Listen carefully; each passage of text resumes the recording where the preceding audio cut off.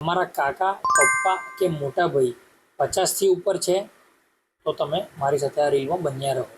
Prostate cancer પુરુષમાં થતું આ સામાન્ય કેન્સર છે જે આપણને સાયલેન્ટ કિલર તરીકે પણ ઓળખાય છે, જેનું તમે ધ્યાન નહીં રાખો તો આગળ વધી શકે છે. શરૂઆતમાં કોઈ લક્ષણ નથી હોતા, પણ એન્ડ સ્ટેજમાં આ તમારા માટે ઘાતક બની શકે છે. જો તમારામાં આ લક્ષણો દેખાતા હોય, જેમ કે પેશાબમાં તકલીફ થવી, પેશાબમાંથી લોહી આવવું, પેશાબ કરવા વારે ઘડી ઊભું થવું, રાત્રે 2 થી 3 વખત જવું અને કમરથી નીચેના ભાગમાં દુખાવો હોય, તો તમે આને ઇગ્નોર ના કરશો.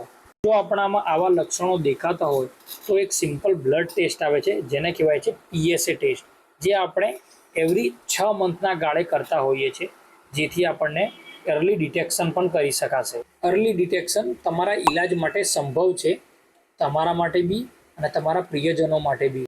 પ્રોસ્ટેટ કેન્સરથી ડરો નહીં, સમજો એને, સમયસર ઈલાજ કરાવો અને રાહત મેળવો.